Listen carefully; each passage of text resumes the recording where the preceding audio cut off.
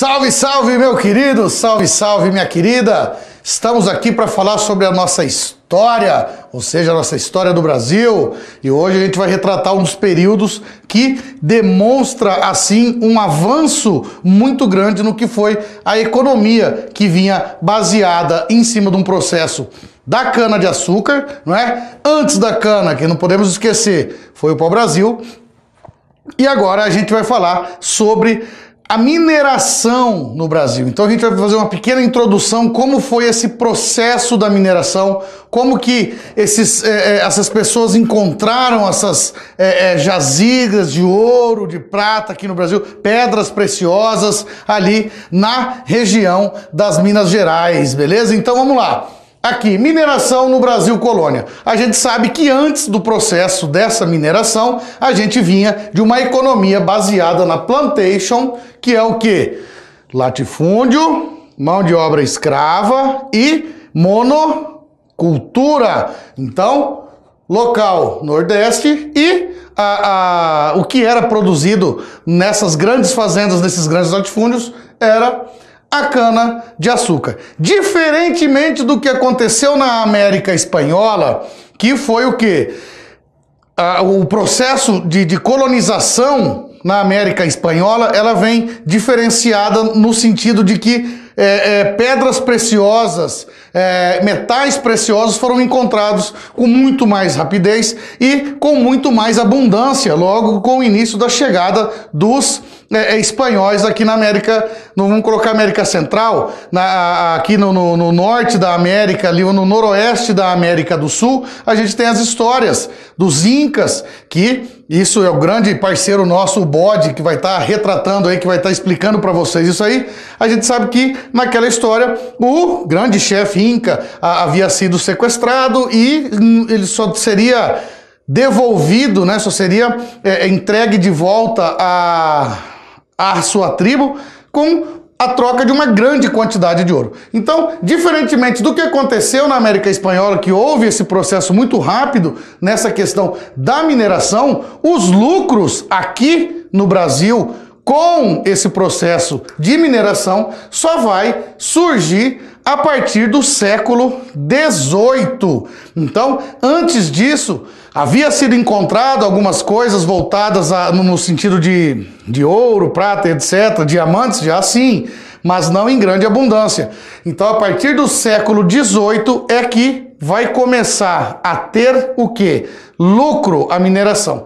Tanto que esse processo que a gente está falando aqui, que era o carro-chefe da economia brasileira na época, as pessoas começam a vender esses engenhos, as pessoas lá do Nordeste começam a perceber que, como a gente já viu em outras aulas, o processo dos holandeses aqui no Nordeste da América do Sul, fazendo o processo de barateamento da cana-de-açúcar, fez com que o nosso mercado açucareiro ficasse, não vou falar escasso, mas que ficasse fora de concorrência devido ao preço e etc. Então, com o processo onde foi encontrado essas primeiras jazidas de ouro, o que vai acontecer? Pessoas que não estavam ganhando dinheiro mais lá no sentido do Nordeste com a cana-de-açúcar, vendem suas propriedades, transferem e se voltam aqui para o Sudeste do Brasil, é ali a região onde hoje o nome é em homenagem a esse fato, obviamente, as Minas Gerais, tá? Então, uma prospecção do interior do território era o que o governo buscava, não é? Para a época. Então, a gente sabe que o litoral já estava praticamente 100% mapeado nesse momento da história. Já sabia da questão que nós já estudamos também, que as capitanias hereditárias não haviam dado certo, apenas duas, não é? Então, dentro desse processo que vem acontecendo evolutivo no Brasil correlacionado à economia, o que vai acontecer? Primeiramente, a gente precisa entender, pensando como eles na época, o que é? O que tem dentro do território? Aqui no litoral a gente já sabe que não tem, a gente não vai encontrar o que é ouro, prata, esse tipo de coisa, já sabia-se que não encontra. Então, o que vai acontecer? Com essa prospecção de analisar, de fazer uma forma com que pessoas adentrassem ao interior do território brasileiro, aí que o governo português, quando vem com essa ordem, vai acontecer no Brasil um movimento chamado entradas ou bandeiras. Eu não vou entrar nessa aula agora, eu não vou falar os principais pontos, diferenças, igualdades, os objetivos de entradas e bandeiras, porque na próxima, mais para frente, se eu não me engano, sem ser na próxima, na outra aula, a gente vai estar falando especificamente sobre isso apenas, tá? Então, qual que era o principal objetivo dessas entradas e bandeiras? Obviamente, o primeiro objetivo era o quê? Busca de metais preciosos. Outra coisa, aprisionamento dos indígenas, que aí no caso era a mão de obra que tinha para a época, no sentido dos bandeirantes, que eles ganhavam dinheiro com isso. A gente vai voltar a falar disso mais para frente nas outras aulas. E um dos outros objetivos era o quê? Era esse processo de interiorização, de descobrir e perceber o que tinha onde? No interior do território. No interior do território. Era o que essas entradas e essas bandeiras tinham como objetivo. Como eu acabei de falar, eu não vou adentrar nos pormenores dos dois, porque a gente na próxima aula a gente vai estar falando mais especificamente sobre isso aí, tá? Então, as primeiras jazidas foram encontradas em 1696. Aí você fala, porra, professor, espera só um pouquinho aí. Você está me falando que o Brasil começa os processos dos lucros da mineração no século XVIII. O século XVIII começa em 1701, ok? Mas no finalzinho do século XVII, 1696, vão ser encontradas as primeiras jazidas de ouro na região. Então o que vai acontecer? Todo esse processo das pessoas indo para lá, das pessoas se mudando para lá, aumentando o número de pessoas na região, vai acontecer um choque social que vai estar ocorrendo na região. Esse choque social, ele vai interferir diretamente no cotidiano das pessoas que vão habitar ali a região das minas. Então, só para a gente datar, 1696 são encontradas as primeiras jazidas de ouro aqui, tá? Então, com esse processo todo que está acontecendo, encontrou-se ouro, que era o principal objetivo que nós tínhamos, aonde, no caso, a metrópole portuguesa queria o quê? O ouro, que é o que valia, que fazia a moeda na Europa da época. Então, uma grande onda migratória vai começar a acontecer para a região das minas, e aí, obviamente, vão acontecer o quê? Mudança na sociedade, mudança no cotidiano, e vão surgir atividades subsidiárias, ou seja, outras atividades, outras mercadorias vão aparecer agora nesse momento ali na colônia, que é para quê?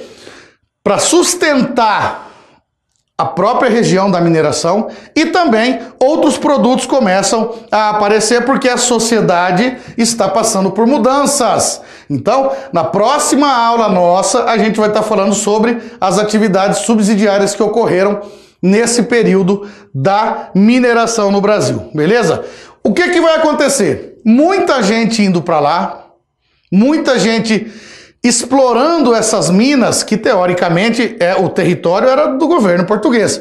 Então, como é que o governo vai fazer a partir de agora para controlar esse ouro que está sendo extraído do território? Novos sistemas de fiscalização vão começar a serem postos em prática. Primeira coisa que ele vai fazer, distribuição de datas. O que é isso, distribuição de datas, professor? Datas pode ser relacionado também a lotes. Então, o governo ia distribuir lotes para pessoas de confiança, para que essas pessoas obrigatoriamente extraíssem o ouro. Então, se, por exemplo, na sua data ou no seu lote, você não estivesse conseguindo fazer uma extração muito grande de ouro, o governo ia tomar esse lote de você e ia passar para uma outra pessoa com condições de explorar, de extrair esse ouro com mais facilidade e, obviamente, maior abundância. Para controlar esse ouro que era extraído, o governo vai criar alguns impostos. Um deles é o quinto. O que que esse quinto quer dizer, professor? É a quinta parte do ouro, ou seja, 20% do ouro que foi extraído. Por exemplo, lá na minha data, que foi cedido o território para mim, eu extraí 1 quilo de ouro. Automaticamente eu tenho que repassar quanto para o governo? 2 quilos. Desculpa, 200 gramas. Se eu extrair 10 quilos de ouro, aí sim, 2 quilos fica para o governo.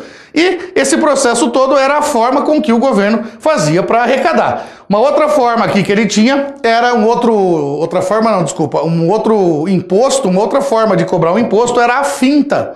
O que era essa finta, professor? Tinha que conseguir pelo menos 30 a 33 arrobas de ouro por ano. Se não conseguisse isso, você teria que pagar um imposto também. Para poder controlar esse ouro que era levado, né? Por exemplo, assim, eu tenho 1 quilo de ouro, então automaticamente eu teria que passar 200 gramas de ouro para quem? Para a metrópole, para a coroa, né? Mas como é que eu posso provar que eu tenho 1 quilo? E se eu falar que eu consegui só 200 gramas, por exemplo? Eu tenho que passar 1/5 desses 200 gramas, 20% desses 200 gramas seria. Mas, na verdade, eu consegui extrair 1 quilo. Então, o que o governo vai criar para poder controlar a quantidade de ouro?